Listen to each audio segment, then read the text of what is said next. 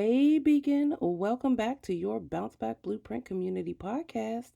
It's your girl, Tiffany Huff Struthers, your Bounce Back Guide, and I am so excited to have you here with me for the final episode of She's Free Week. I promise you will be blessed by our guest. But first, if you haven't already, or in case you missed it, let me catch you up on what we've been digging into this week. She's Free Week is all about me introducing you to dynamic women who have shared their stories to set not only themselves, but to set others free through the power of their stories. And it is an opportunity for me to invite you to do the same. Hurry up, grab the link in the show notes, bit.ly/She's Free, and join the She's Free Challenge. We kick off Monday, and it is the place to be if you are ready to finally set yourself and others free through the power of your story. And if you haven't already, make sure you're subscribed to the podcast so you are the first to know when the new episodes drop and you don't miss any of the gems and jewels that we have for you. Now, without further ado, I am excited to present to you your final She's Free Week guest, Courage Molina.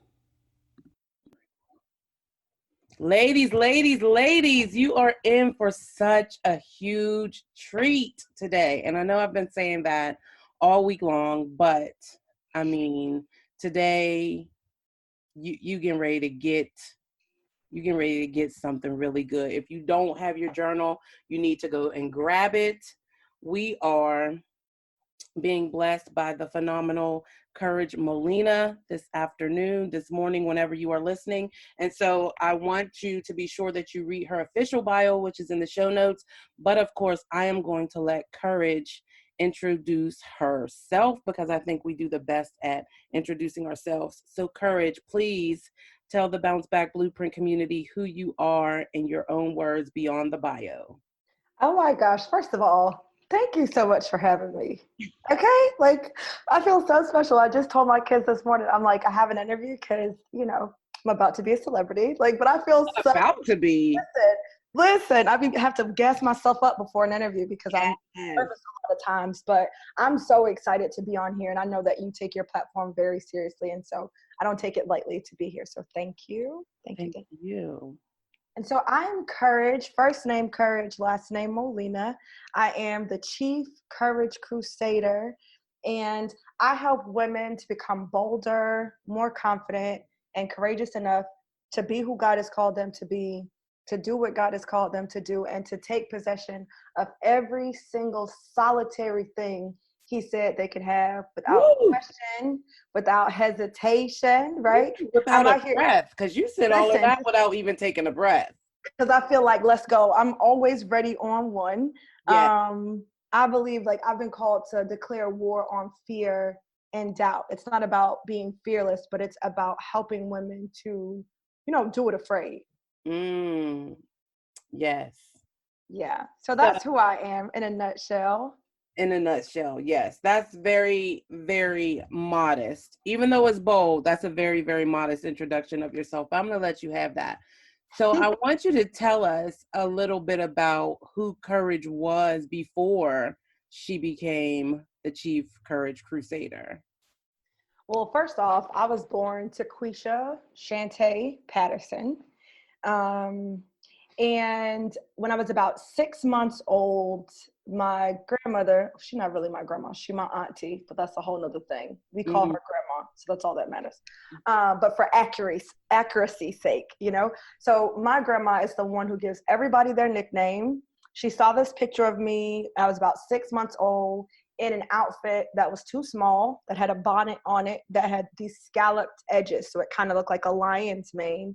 And she was like, "You so ugly. You look like, oh my gosh, you look like the lion from Lion King." And so, not from Lion King, from the Wizard of Oz. And so she didn't want me to be, cowardly, like the cowardly lion, So she would say, "What you got that others ain't got?" And she would say courage, and she taught me to do the same. So my grandma and her kids, they all called me Courage growing up. Wow. And it wasn't until I started saying yes to the calling because I didn't want to be called Courage, by the way. I wanted to be called Taquisha because that was my name.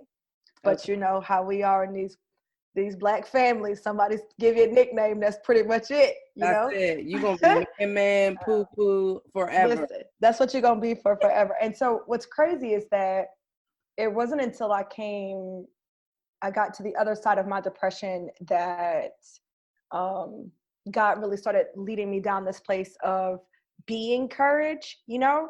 And when I heard him speaking to me while I was reading my Bible one morning about changing my name, like I literally felt like he was saying for me to change it legally. I was like, no, that's so unnecessary. Like I can just let people call me. I'm like in my 30s. I was like 35, 36, 37. I'm like, people can just call me by the new name. I don't need to do this whole legal name change thing. Like that just seems so extra, Lord, like just super extra. And so I didn't right away, but I could still feel this thing. And so I looked into it and I called an attorney, and all the things that had to be changed, I was like, see, yeah, nah, you're doing too much. I can't do it. Yeah. I mean, it's like when you get married, it's everything. Changing all of those bills. Listen, but this is even more it's because worse. you literally like change your birth certificate. Yes. And my children's birth certificate. Oh, my marriage license. Like you don't even understand the process and the money. And so, but obviously I eventually was like, you know what, the Lord knows better than I know. Yes. And so I changed my name. So my legal first name is Courage. It wasn't a huge shock to like my family or anything, because Courage wasn't a new name. Were. Yeah, so it wasn't a new name. But who knew? I mean, the Lord knew that this is who I was meant to be. So what about everyone else? What about your children? Were you working a traditional job at this time, or were you already? I wasn't. I was like transitioning out. And so I had started introducing myself as Courage to people once I was like, I know who I am, but I hadn't gotten to a place where I felt like God was telling me to change my name legally. It was just the name I was going to go by, right? It was like, oh, I'm just going to go by this name. So that wasn't bad. I still have people, especially like people I grew up with, that still call me Taquisha, which I don't allow. I'm always like, please call me Courage. Because it's so important for me to stay in alignment with where God is taking me. And that's what this was about. This was about changing who I am. Yes. And so, no, you can't call me Taquisha because I'm not her anymore. So you can call me what the Lord calls me, or you can be ignored. You know, I'm cool with that. Like you said, it was so much work, but it was literally a level up process. Yeah. Like it was literally God saying, okay, I need you to be this person and I need you to be her this way. Yes, right? Absolutely. And it's one thing for him to call us and say, this is what you are to do, but it's something completely different, because when God calls us to something, we can pretend we didn't hear it. Right. Or we could do it kind of like a little bit on the side in the dark. Nobody's watching. Right. He says, change your name. Right. Now, everybody knows. Yes. Or they're going to ask, right? Everybody's asking. Then you got to tell them what's going down. Yeah. So that was a huge level up. Yeah. And plus, I taught in the traditional classroom for 11 years. And so it's very common for us to just call each other by the last name. My last name sounds like a first name, Molina. And so a lot of people call me Molina, which is still my name, so it's fine. But did you adapt your old first name as your middle name? No, my full legal name is Courage Molina. Okay, no middle name. No middle name. Okay, got it. All right. So it's been what, 5-6 years that you've been Courage officially? It hasn't actually even been that long. It's funny that you say that, because when people meet me, they just assume I've been this person for such a long time. But honestly, I thought you were. No, I just celebrated a year. Oh, okay. Yeah.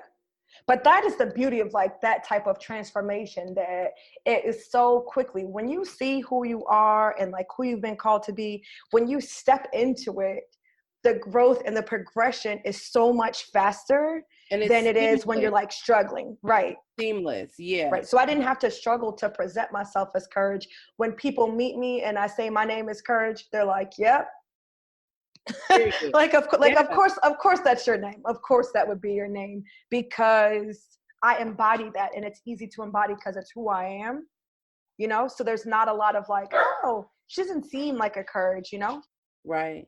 Shout out to Grandma Auntie for planting that seed, right? Because she Right. groomed you. She started, you kind of had the part of the process early on when you didn't want to be Courage. You had it early on so that by the time God told you you were Courage, you had already worked through that muck, that mess. Yes. And my grandma used to say all the time, like, that's who I was even coming up, right? Like, I did things that other people weren't doing. I made decisions that other people weren't making. She was like, when you said you were moving and you packed your stuff and you had a U-Haul and you moved, she was like, that was Courage right there. Like, it's just been true, even though I couldn't see it, it was always there. I have to say that listening to Stephen Furtick, like I listen to him, not consistently, but I listen to him sometimes. And, he always talks about where he's from. And then when I heard you, I don't even know what we were talking about or what was going on, but you said you were from Monk's Corner, right? No, I'm from New Smyrna Beach, Florida. It Oh, is, okay, okay. you know why you think it's Monk's Corner? Because it's small and you ain't never heard of it. I don't want the same place.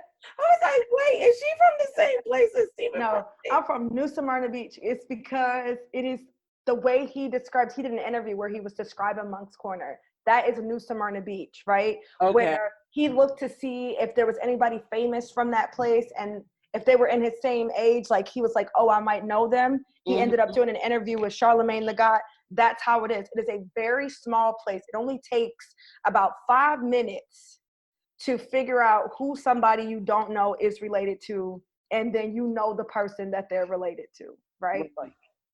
Period. that's it. That's where I'm from a town just Okay. like that. Okay. So you didn't have to struggle very much with the quote unquote transformation to Courage, but let's talk a little bit about what you have had to struggle with let's talk a little bit about one of the setbacks that you thought was just the end, take you out, like the big one, as George Sanford would say, like this is the big one, right? Let's talk about what life was like before, and then when it hit, kind of what So shifted.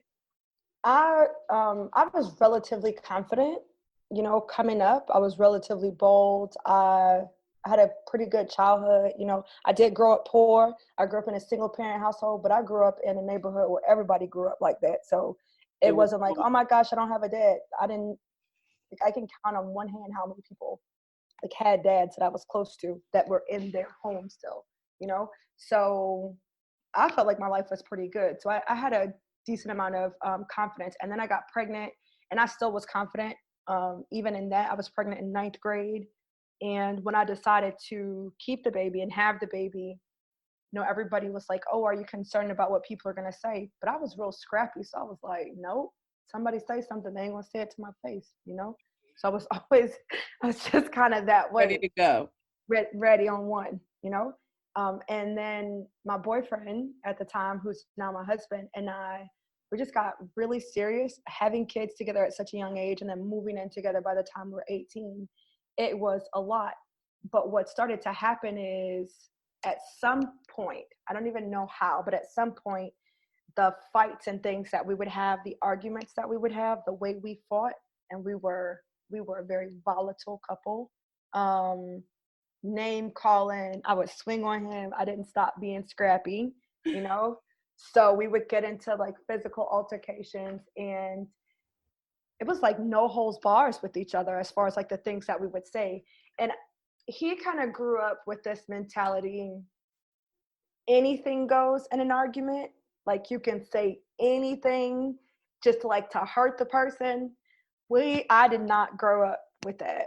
I did not have that same mentality. I could say the stuff that I meant, even if I Right. wouldn't normally say it, but I Right. wouldn't say things that weren't true just to hurt you. Like we just didn't fight like that. Or didn't come up like that. And so when we would get into fights, he would use that. He would say anything. And the things that he would say were intended to hurt me. and then I would hold on to them. So we would make up, and it would be like, I just said that because I knew that was gonna make you mad, kind of Right, thing. right. And it's like, fine, we made Stay up. within the realm of the argument for him. Yes, he was like, obviously I don't mean that, because if I meant that, I wouldn't still be with you, right? But in my mind, like, those things stuck, but I didn't even realize that they stuck. But over time, those types of arguments and anything else in my life that didn't go right started to be very sticky to me. And then I found myself in a place where I had very low self-esteem, which was foreign to me, and where I was depressed, and I was in full-blown depression, at the brink of suicidal thoughts, before I even recognized there was a problem. Wow. Like, it wasn't until I thought, I don't want to wake up in the morning, that I was like, oh. And that's not when the depression starts. Depression does not start with suicidal thoughts. Right. It's on the journey, certainly for some people, but it doesn't Right. start there. And so I didn't even realize how bad things were. I didn't know how I had become this person. And I would say that all the time. How did I become this girl? My exact sad thoughts were like, how did I become so pathetic that I would stay with a man who would treat me like this? And I would just cry, right? Like, how old were you at this point? Because when you got pregnant, you were what, 15? 15. And I was then in my at 18, 20s. you guys were together. So this is like early 20s. Yeah, early 20s, even into like my late 20s, Still anything. Still one child at this point? No, before I turned 21, we had 3 kids. Okay. So it was a lot. That was a lot at a young age. My weight had changed drastically. I was 125 pounds when I met him. And by the time I had given birth to the 3rd kid, I was like 220. Okay. And that, like, 5-year time span. And so that was something that I was dealing with, even though he didn't seem bothered by it. Like, I was extremely bothered by it. So it was just all these things, I wasn't taking good care of myself. And so it just led to a place where I was depressed. Then my cousin got sick. That made it worse. I started drinking. And the meanest things that you can imagine is like the things that I said to myself. And I want to say this too, like, my husband and I have been together for 24 years. And so what normally happens in relationships is what happened in our relationship usually takes place over multiple relationships, right? Where you're with somebody and they do something and you don't like it, and so you break up. And so the new person that you're with, you're experiencing, like, you have new standards now, and this, you ain't gonna put up with this and this, that, and the other. And you can give yourself to them because they haven't caused these scars. Right. Well, the unique situation that we're in and that we've been in is that we are still with the people who have treated us the worst in our life and the best. Right? We were the absolute worst to each other. Like, if he had broken up with me and like moved on, he wouldn't have married a woman who was like I was to him. Do you understand what I'm saying? And the same is true for me. So, like, all of the wounds that I have are caused by the person that I still love, that I'm still with. The one who still licks your wounds. Yes. And so which causes a lot of problems when you're so young. Like, you are just not equipped you're not equipped. You don't know about growth. You don't know about healing. It's just, I was going to say, I mean, I don't know very many people was your husband also in 9th grade when you got pregnant? No. When I was in 9th grade, he was like just out of high school. Okay. So I don't know very many people who were young moms or young couples who had children that have been able to sustain. Oh, wait, let me throw something else in here, because I can see that you don't know this part. So let me throw this out here real quick. Let me throw a wrench out here for y'all. When I got pregnant in the 9th grade, I did not get pregnant by my husband. Oh, okay. I got pregnant I was with him. We were dating. I got my air quotes up, because how can you date in 9th grade? I wasn't allowed to have a boyfriend, right? So air quotes, he wasn't my boyfriend. But I got pregnant by somebody else. And so when I called him to tell him I was pregnant, he knew it wasn't his, because we weren't doing that. Okay. And he was like, oh, he was out. He was like, oh, done. Cool, bye. But after about a month. Started very early. Yes. Two of you. Yes. When I had Micah, I was 16 when I gave birth. He was 19, standing in the hospital. I remember him holding me up as they were transferring me from the bed to a wheelchair so I can get cleaned up and get in a new room. He was a 19-year-old boy standing in a hospital prepared to take care of a baby that wasn't his. Wow. There was no question. There was no like, maybe it's, there was no confusion. Okay. Crystal clear. It was crystal clear. And while I was pregnant, we got back together. He was like, he was in. When he said he was in, he meant that. Clearly, obviously, right? We are 24 years down the line. Like, yeah. Adopted her, like, in. Wow. Okay. So you get to your 20s, still with him, right? Yes. You're married at this point. Yes, we're married at this point. And you find yourself in a place where you're like, I don't even want to live anymore. Yep. My turning point, and I was drinking all the time, I was at home, like I wasn't out getting drunk, so I felt better about that, but I was drinking all the time, right? I drank with breakfast. I can't even see the old Courage. Yeah, I drank at breakfast, and I'm not talking mimosas, ladies. I'm talking about Southern Comfort with cranberry juice and ginger ale with my pancakes. You feel me? Wow. Okay, right. So drinking all the time. I did drink wine too, but that Southern Comfort cocktail was the truth back then. So I was drinking. I was like, oh, it's so delicious. I'm just gonna have it with my pancakes. My husband was like, really? You might have a problem. I'm like, I think it's fine. But just all of that. And once my cousin, I had a really close relative who passed away from cancer, and we were really close. It was close to my husband, close to the kids. And so that really wrecked me. That probably pushed me over the edge. Those were my darkest days. But after a while, people want you to go back to normal. It's not that they don't care about your pain. They don't like that you're not yourself, right? They want you to be happy and have this peace. And so when you don't get healing and you don't get help and you don't, get any tools for that kind of thing, you just start faking like you're okay. But I wasn't really okay. I was just pretending. I was like functioning, still drinking, but functioning. Right. And somebody actually invited me to Elevation Church. Shout out to Pam Hughes, this lady I worked with. And she was like, come on, she went with me to my church. She was a white lady who loved Black choirs. And she's like, you go to like a big Black church. Do they have a choir, a Black choir? I'm like, yeah. She was like, oh, take me to church with you. She's like, come on. And so I took her to church with me. And then after she went to church with me, she was like, oh, you should come to church. Yeah, I was like, no, you wanted to come to my church. I don't want to go to your church. So even in the midst of all of this, you were. I went back to church. Yeah. Okay.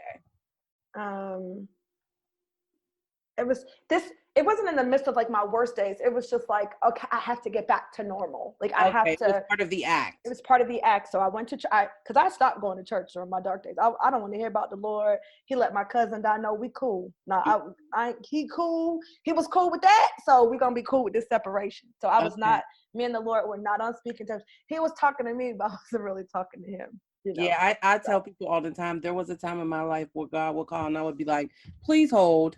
And just not right now. I got call somebody whose cousin didn't die. That's who you can call. All right. Like, so ridiculous. But she invited me to this church. And so I went with her. Okay. Listen, it was Elevation, Pastor Stephen Furtick. When you get in this building, first of all, these people are smiling. I don't like people smiling at this time of my life. People are smiling. There's a line. I'm like, this dude is not Jesus, and it's not Disney World. Those are the only people there should be a line for. Jesus or Disney. That's it. Nobody else, right? No in between. No in between. I'm like, hey, that ain't Disney World, and he not Jesus, so why is there a line? Get in there. I never heard music like this. I've gone to predominantly white churches. I've attended them before. And so I have heard music that's not gospel music before, but this wasn't even like that. This sounded more like house music. I'm like, what? Why do they have this club? Why they got this club music playing at church? Like, what is happening? Like, it was just straight critical from the door. Yes, from the door. Yes, right from like, I'm not interested. I'm like, these people crazy. I'm like, I never seen this. And then he got up there and he was a short little white dude. I was like, You're like, what he what I about to got my say? what did I get myself into? Right? Like, how is that a thing? And so he starts preaching. He says, um, sometimes this life with God can be disappointing. And I clapped and I clapped. I was like, amen. This is not a good place to be clapping. That's not like an amen statement, Right. but it was amen in my heart. And I thought he was going to clean it up. He was talking about the expectation gap. When God does not meet your expectation, that what you expected God to do and what he did, and there's a gap there and how you feel there.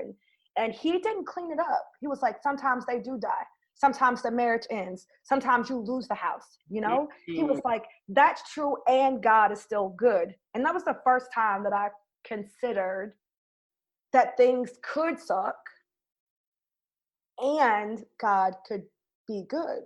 I was like, huh, that's different. And so I took my kids back and I started going. If you guys have never heard of Stephen Furtick, Pastor Stephen Furtick, he is the truth. And so having that type of preaching every single week like that, listen, it made me want to read the word. It made me want to try something different. I'm like, okay, maybe it'll work. And so I started reading the Bible. That's how I got to where I am. I read the Bible like my life depended on it, because it did.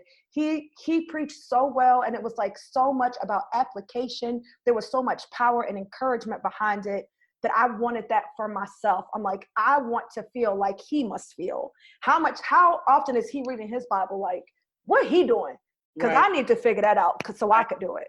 Right. And then he preached this sermon on tithing, giving 10% of your money, or your time or your resources or whatever, right?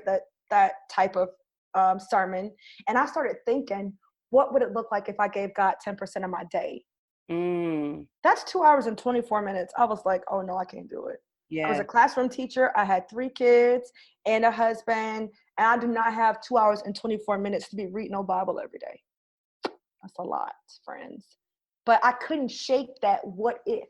Yes. Could I apply the same principle of, see, won't I pour you out such a blessing there won't be room enough to store, right? If that's true for me giving my money, what would that look like for me giving my time? How much more time could I get on this earth? What would my life be like on this earth? How much more wisdom would I have access to? How much more favor if I gave him 10% of my day? And so I worked myself up to the 2 hours and 24 minutes. It's in that time that reading my Bible every single day, like my life depended on it, just devouring any Bible study that I could find. That's what got me here. And so I didn't get to this place because I wanted to be a minister, or because, I'm churchy. I'm really not that churchy, actually. Or because like I wanted to go to seminary school, or I wanted to start a church. Like I just wanted to live and have this peace and this joy that Pastor Stephen seemed to be having. Like, he seemed to be a man who loved his life, who was like so excited and on fire about God in a way I hadn't seen before. And so I wanted that. And my time in the Word is what changed me. I think it's really interesting that you had to go to a place that was so unfamiliar, right? Everything about the place where you went for your transformation, yes, was just like whatever, right? Like, you didn't want to stand. Had you had a choice, right? If you didn't really like, did you say her name was Barbara? Pam. Lord, sorry. If you didn't really like Pam, you would have just gotten out of the line, or if you were with her in her car, right, and you couldn't leave, but you could have talked yourself out of ever taking that seat and having that hallelujah moment when he talked about that disappointment. And I think it's so important to recognize, for as much as what he said was important, the journey to getting there to receive what he said. Mm-hmm. Because you even said out of your mouth, you wanted to go to my church. I didn't want to go to your church. Mm-hmm. Like, I don't got no interest in going to your white church. Yeah. No offense to white churches, but let's just be real. I'm going where I'm comfortable. That's And right. listen, let me say this too. I really want this. I want y'all to hear this, right? Sometimes we invite people and they say no. And I said no to Pam 100 times. But on the strength of our relationship, she did not let up. We were actual friends. We are actual friends. We say we stink as friends now because we don't see each other as often. But we were actual friends. We worked together. We saw each other outside of work, you know? We were actual friends. And so she did not let up because I said no a couple times. Like, she was persistent. She did not seem at all to be concerned about whether or not I was going to be annoyed about her thousands of, invitations. And I say that because Saw I you think though. sometimes, yeah, It's because she was your friend and she saw yes, you. yes. I think that sometimes we invite somebody one time, or we tell somebody about something one time. This is great for y'all business owners out there.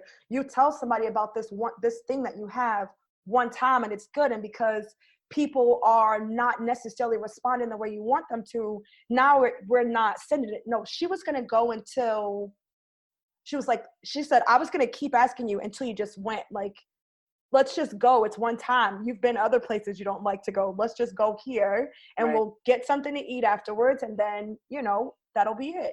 And so I'm so grateful for her, and her persistence. Like, she's It's, like, when are we going? When are we going?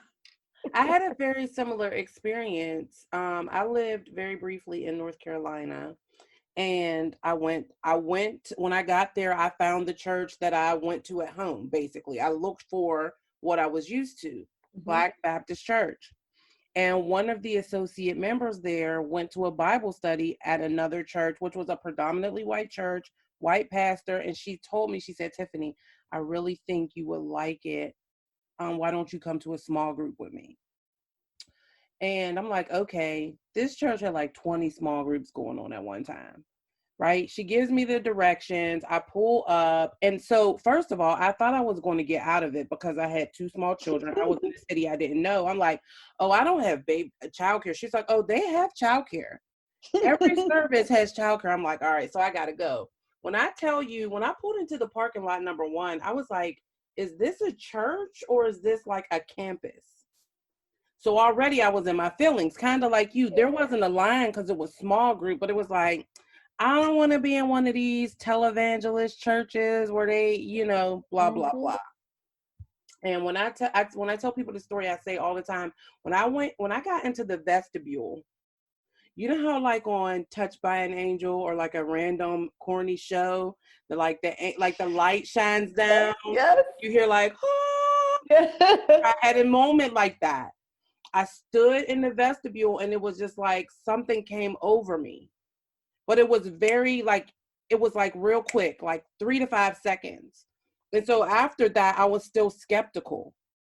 But I went to the small group and then I was curious because these people were just like, kind of like you said about him, they were raw and real, but they were okay, right? They Yeah. still had the peace. They were still praising. And I said, all right, I'm going to go visit just for kicks and giggles. Um, And the pastor got up there and I was just like, oh my gosh, like what have I gotten myself into? Same thing with the music. Yeah. And I'll never forget, this is where I first heard William McDowell. It wasn't William McDowell, obviously, but they were singing his songs. I give myself away, Oh, like yeah. bow down, like, and it wasn't what I wanted to hear. Like I wanted to be clapping, Right. but it was what I needed, Mm-hmm. and I could not stop going. Yeah. I could not stop going, and it is literally where I had my first encounter with God. Like I spoke in tongues at this church, and I was just like, "What is happening?" Very transformative moment, but the same thing, like it wasn't hundreds of miles away for you, but it was a completely different environment. Yes. So that is a word, like It was so so much good. transformation happens where you least expect it Yep. or where you're most resistant to it. Yes. So true. So this moment with at this church with Stephen Furtick literally set a fire Yes. off in your life. Yep. And So things didn't change. Let me just say that. Let me be clear here. I still was arguing with my husband. what We about kind of, love and comfort? I still was drinking too. I was still drinking. It's so like my situation and my circumstance didn't change. We were still like, we went from fighting so much to like, it was very ice cold because I was reading my Bible and like really trying to live out this submissive wife, which led me to crying all the time, right? Because I'm doing this work and I'm becoming this person and he is not. Like, I know you heard what he just said. You know, at the very least, I should have threw this water at him. Like, at the very least, Lord, you know? But it was like, no, that's not what we do, and that's not who we are. And I felt like, well, if he's not going to be going to church, then am I really supposed to be submitting to him because he's not doing the right thing? But being at Elevation and reading my Bible, I was making way more attempts to be more like Christ, right? That was my standard. Even if I didn't always get it right, that was my standard. So if I had time to think about what I was doing, I'm like, okay, I used to go to church and come home and he didn't go to church with us. Like, you're not getting nothing. He's like, oh, y'all didn't get me nothing? Did you go to church? Oh, okay. So only the people who went to church today is going to get something to eat on the way home from church today. Right. So you ain't go to church. I don't know what they served at Bedside Baptist, but that's what you should eat, you know? And so when I started going to Elevation and we would get something to eat, I would bring him food home and I'd be like, babe, I brought you something. He'd be like, should I eat? I didn't. Listen, he'd be like, but I didn't go to church.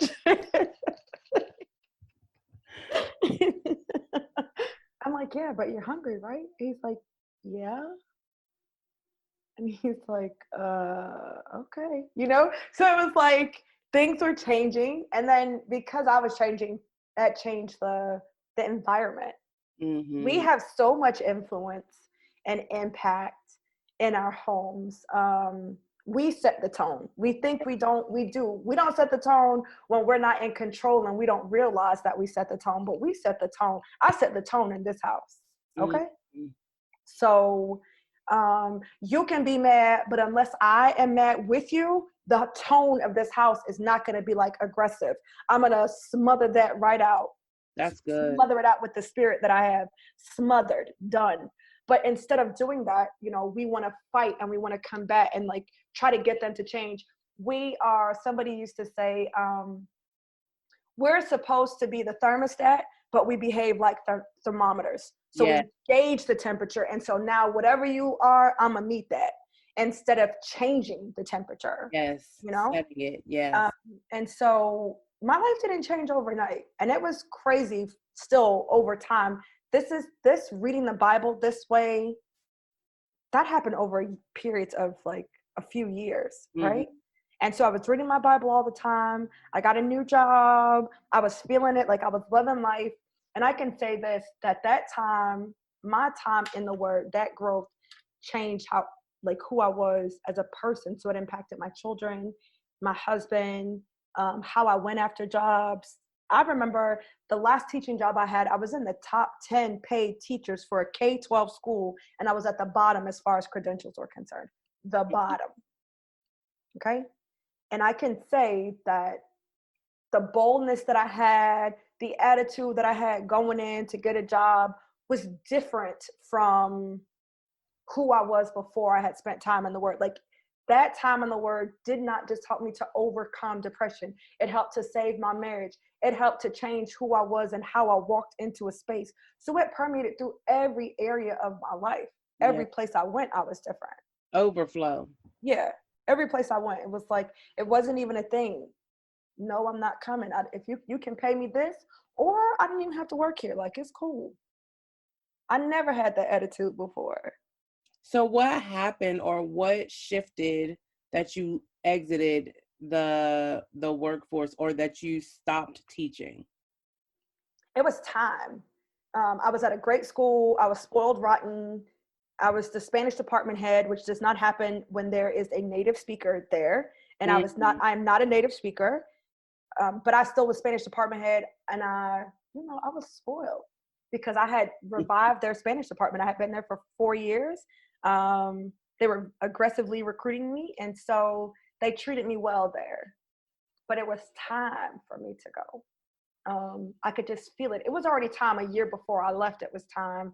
I was not ready to be in ministry. I was just going to be like was going to do like business coaching is what I had kind of dabbled in because I had started a blog and, you know, I had all this content and I had created curriculum and programs before. And I knew there were a lot of entrepreneurs who wanted to create programs and I could teach them how to create the curriculum for their program. So let me help you with your framework and with your workbooks and with your assignments and that kind of thing.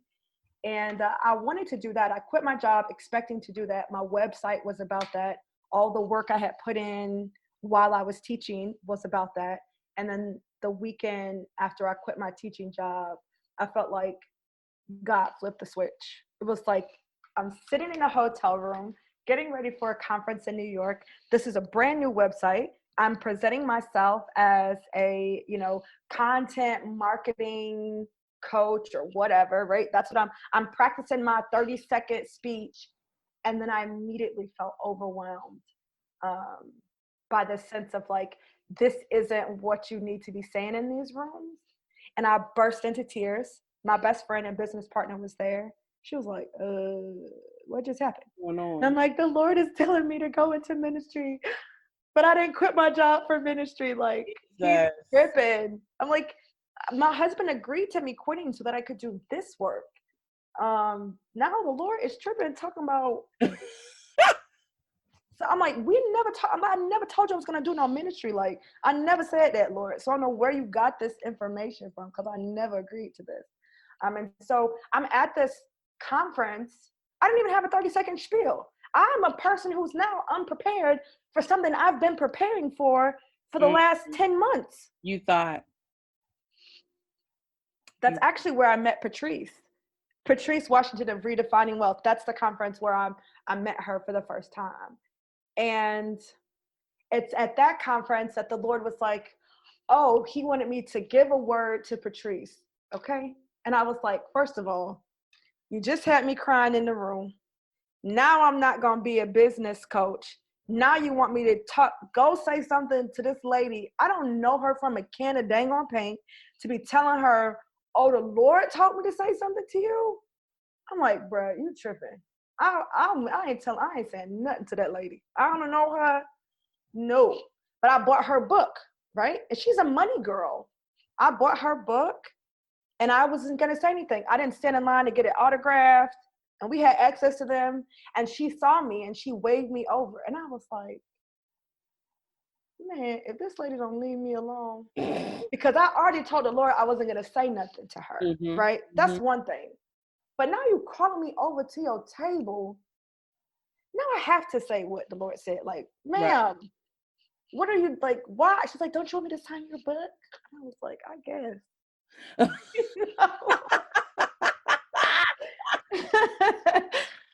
And so she was really nice. And I still didn't tell her. But then I couldn't let it go. I was like, oh. She was getting ready to leave and she was like, oh, don't forget to follow me on Instagram. I'm going to follow you back. I was like, she's lying. She ain't going to follow me back. But because she stopped on her way out to say something to me, I was like, ooh, the Lord want me to tell you something. Did she receive it? She did. She started crying. She was like, this is confirmation. This is pre-redefining wealth. So the word that I had for her is that these numbers, I'm like, the Lord said these numbers, they cute. But he has so much more for you beyond just talking about this money. I didn't know that she had been working on and getting ready to launch the Redefining Wealth podcast, that she had already gone through this transformation where she knew she needed to talk about more than just the numbers. I didn't know that. I didn't know her. Right. So it was right on time for her. It was confirmation for her. But I feel like it was also confirmation for you. It was.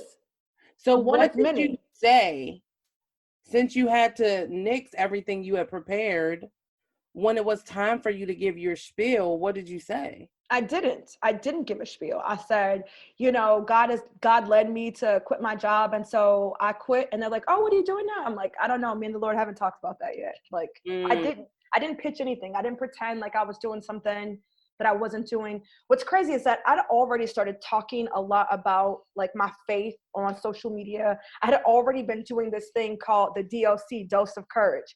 I shared it every single morning for probably 2 or 3 years before I quit my job. I was sharing every single morning. So he was grooming you. I got from the word. Yeah. I was just trying to be nice. Just like, oh, this is what I read this morning. It was so good. Let me tell y'all. That was it. It was not a plan. It was not marketing. It was not trying to get this trust. It was none of that. It was just, I read the Bible this morning, like I do every morning. It was so good. This was a revelation.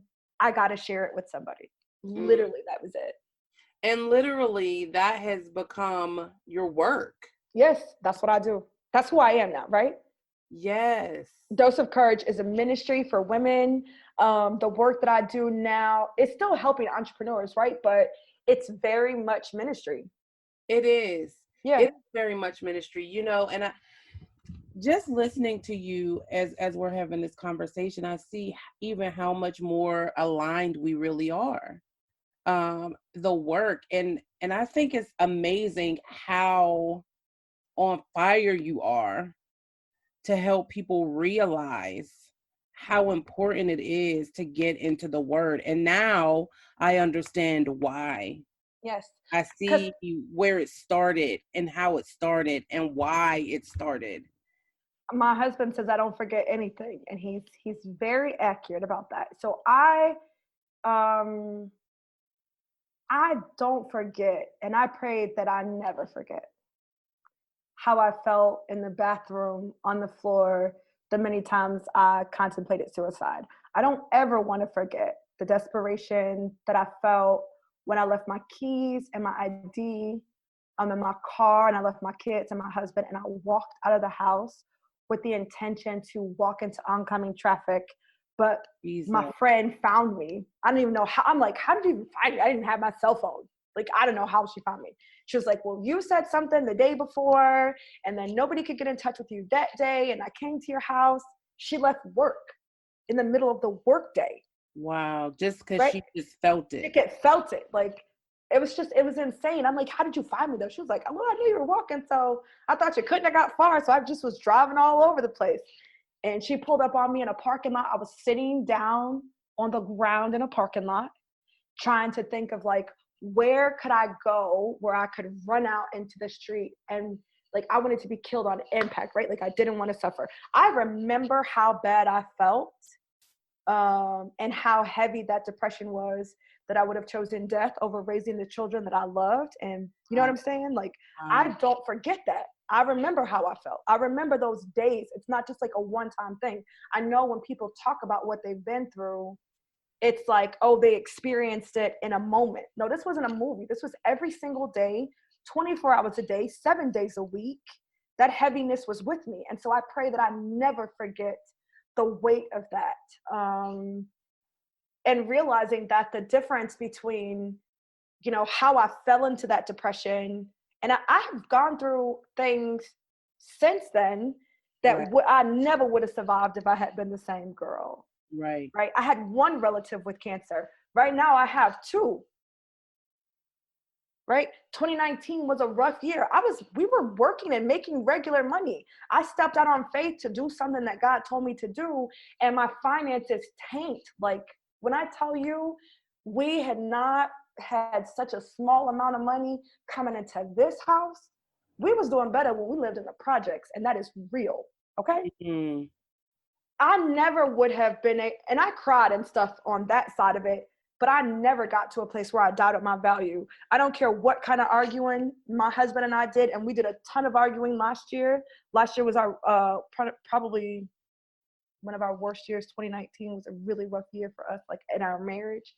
I don't care what we fought about, what he said, what went on. I never walked away from an argument feeling like, oh, maybe I'm not a great person. I'm like, oh no, I'm dope. I'm the hottest thing since sliced bread. And so you may not like it. Everybody don't want a Tesla. That does not mean that my value has been diminished at all. Everybody don't want to drive a Lambo, but the value of the Lambo doesn't change because people take it out for a test run and they don't want it. Okay, bye, friend. Right. I'm still dope. Like, please. And so that confidence and understanding who I am, and that my healing is it's not my husband's. Let me just be clear here. My healing is not my husband's responsibility. My wholeness is not his responsibility. My happiness, my self-esteem, my self-worth he needs to be icing. He don't need to be my eggs and my milk and my flour. Ooh. He can be my icing. And so once I realized that, now he can be my icing. Now he is my icing. Now he bay all day, right? Because I'm not looking to him to fill parts of me that only God was created to fill. I'm not looking for him to validate me and affirm my value in order for me to have value. Now he doesn't feel the weight of that. Is he affirming? Yes. Does he have to be? No. Am I going to lose sleep? Absolutely not. Right? And so I remember thinking about how much I loved him and how sad I was that our marriage wasn't going to work out. Like, I remember wanting it to work, but not thinking it could work. And my time in the Word just made me I'm a different type of woman. Forget me being a minister. I'm a different type of woman. A different kind of woman, a different kind of wife, mom, friend, child. Yeah, I walk different. Right? And coach. So I'm curious as to what you would say, or what you do say, right? Because I'm sure in your community and in the work that you do, as you share your story, you encounter this often for the woman who is feeling the way you were feeling then, or the woman who has a story about having been so low that she considered ending her life. And God is saying, you need to share this. It's going to help other people. What do you say to her? Where do you start, right? So you say the Word helped you, but how do you start? You know, everybody has access to a Bible, whether it's a physical one or the app on the internet.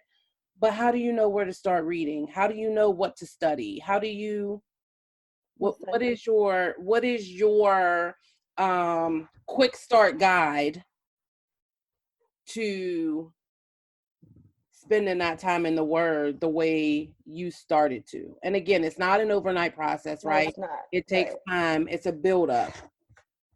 I always, first of all, my favorite thing to say is that there's no substitution for time in the Word of God. So I know, like, people are reading devotionals and you're listening to worship music and you're going to church and you're doing these Bible studies, and that's super great and wonderful. And I do all of those things too.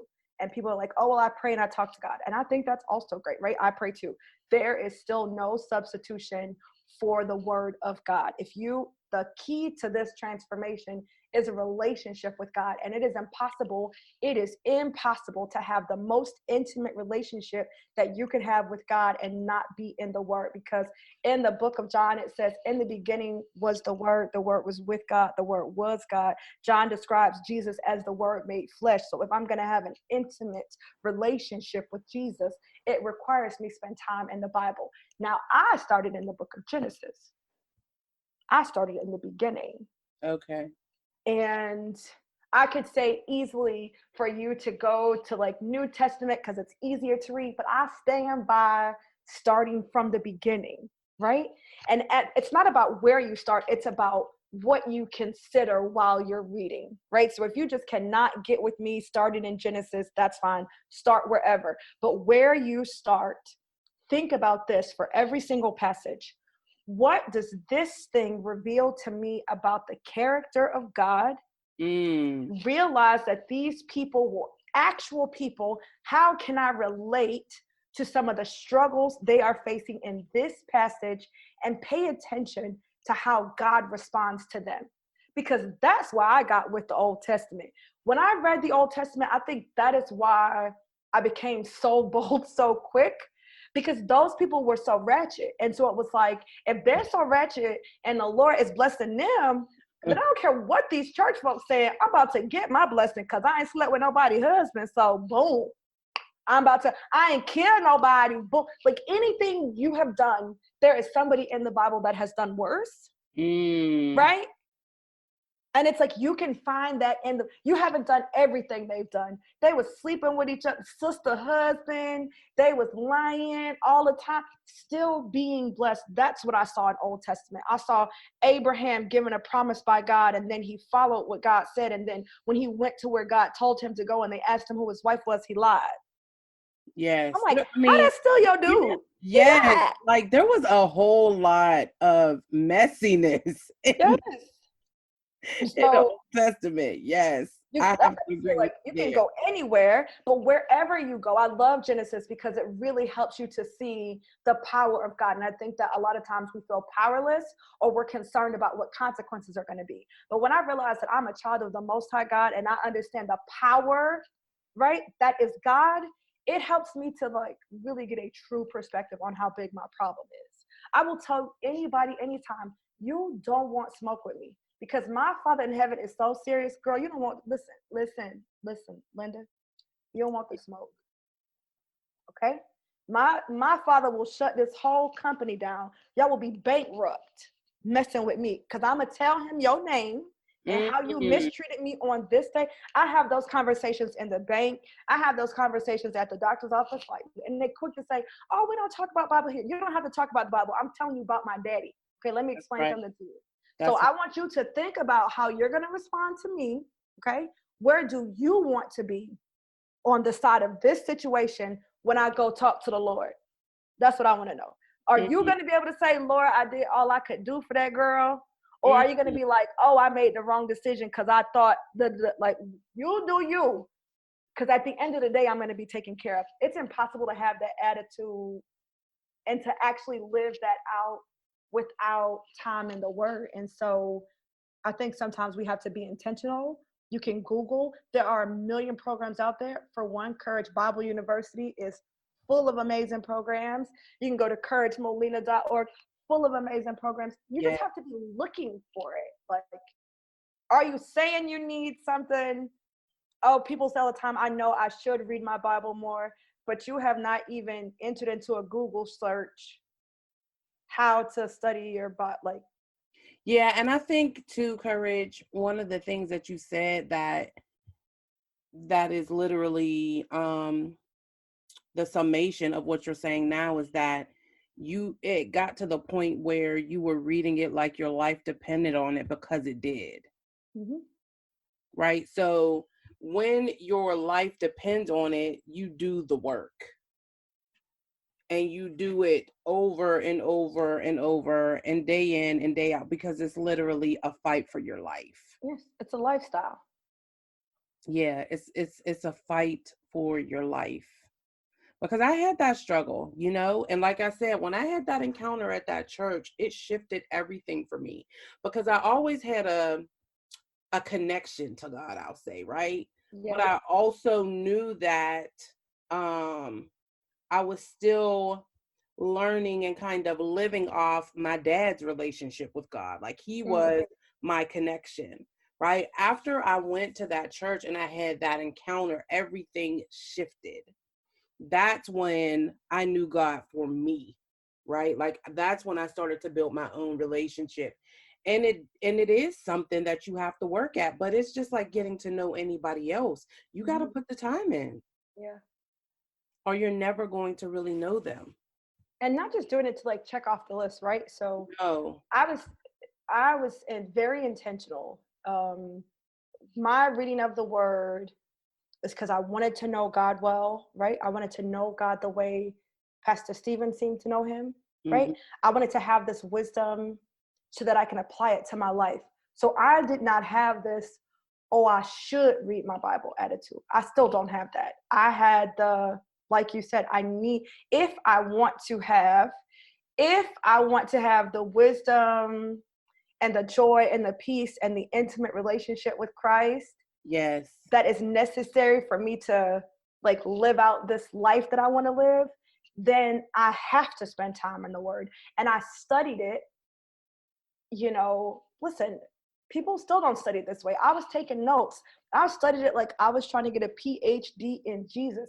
And I think that because of where I am now and what I do now, Yes. that's my message. But people assume that that's my message because I'm in ministry. Like, oh, the only people that should be in those types of programs that she's talking about are people who are going to be in ministry. No, anyone who wants to live out the fullness and the promises of God and who wants to make the most wise decisions possible, those that want to apply that wisdom to their life, you have to study the Bible like you're trying to get a PhD in Jesus. And I understand that I have a gift for it. I'm not trying to pretend like I don't. I know that I understand the Bible on a level and in a way that a lot of people do not. But there are programs out there, mine included, that will walk you through it. Right. But that's no excuse. It's not enough for you to say, oh, well, that's not natural. There are a lot of things that are not natural that you get done anyway. That's right. That don't come easy to you, that you get done anyway. That's right. And I mean, I just keep going back to it. And so I'm going to say this, like, I want to see a world where, no, go ahead. No. I want to hear this. I want to see a world where women of faith go to the word of God first to find the solutions to the problems that they're facing. Like, oh, I have a problem. Oh, I have a decision. Let me see what the word says. Then I'm going to call Tiffany. Let me see what the word says. Then I'm going to pray about it, because or maybe you want to pray about it first, but then I'm going to go to the word, because this is the thing. You're doing all that praying, but some of that stuff you ain't really got to pray about, because the word tell you right in the word right here. What the word is saying to you, right? And so it's like, that's not going to happen. Women aren't going to go to the word first if they don't have a relationship with the word. And that is truly my life's work. I do coaching, and I love to coach, and I love to help women to become bolder and use some of the Bible principles that I've learned to help them, right? I'm here for that. But my life's work, the legacy I want to leave, what I want to be known for 100 years from now, I want to be known as the most phenomenal Bible teacher this world has ever seen. One of the first people I want to be a pioneer in helping the everyday woman know the word of God like she thinks she's about to pastor a church, so that she can leave a legacy of faith for her own children and great grandchildren, right? Yeah. That's what I want to be known for. Do you understand what I'm saying? Yes. That's my life. That's my real life's work. So I want to teach Bible. That's what I want to talk to you about. Those are the programs that I push more than I push anything else, because I realize that if you spend more time in the word, if you know the word like I know the word, if you know the word like Pastor Stephen knows the word, if you know the word like people who are intentional about learning the word of God, it boosts your confidence. It prepares you to take the jump.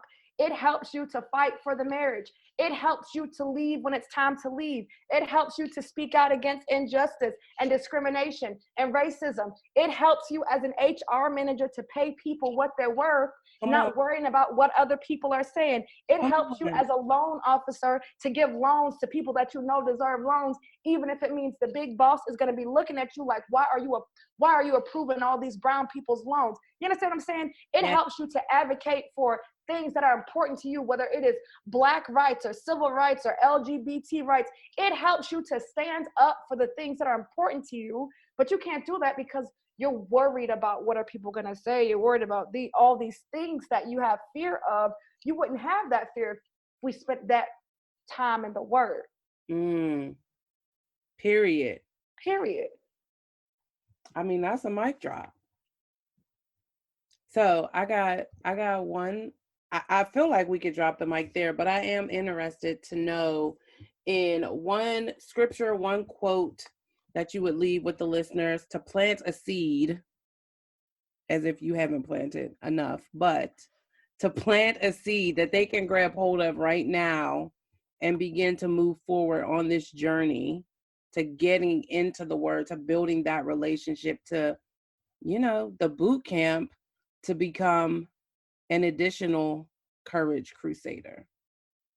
I would say that you cannot conquer what you refuse to confront.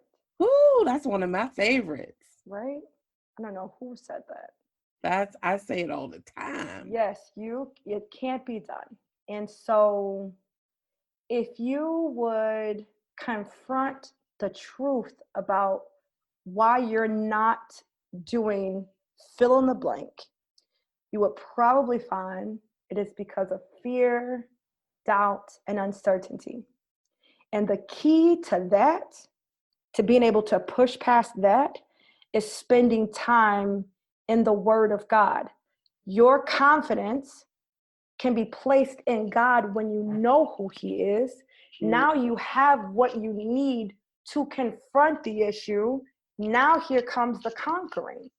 That's right. The equipping for the conquering, right? Yes. Yes.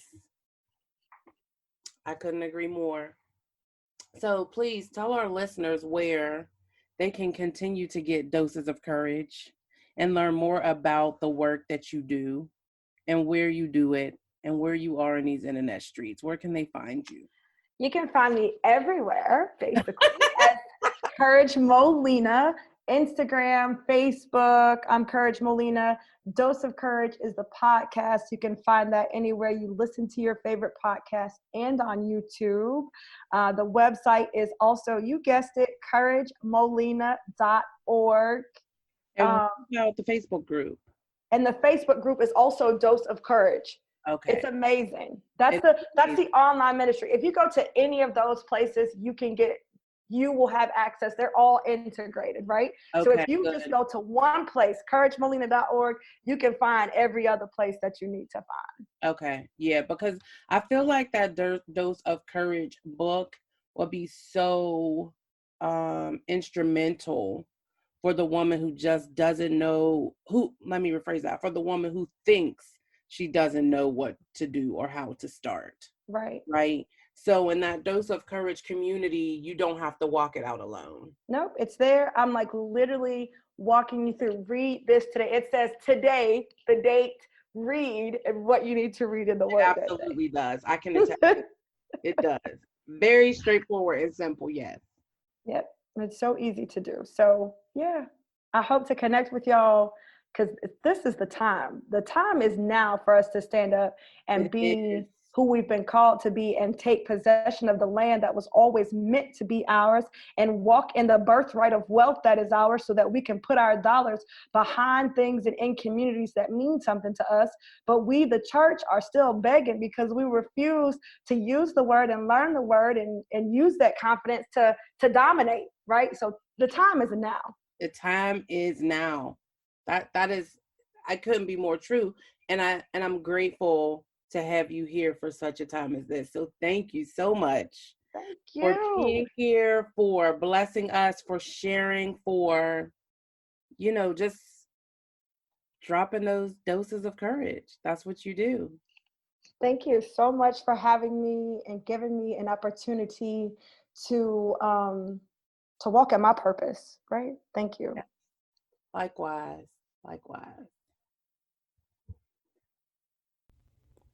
Woo! I could not think of a better or more appropriate way to wrap up She's Free Week than with that dose of courage that the time is now. The time is now. Okay, let the church say amen. And so, if you recognize that the time is now, then here's what you need to do.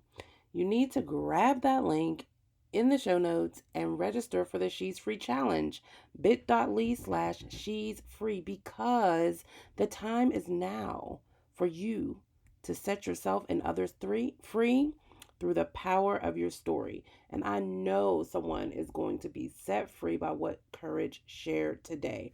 Listen, if you were blessed by this episode, then please take a moment and leave a review.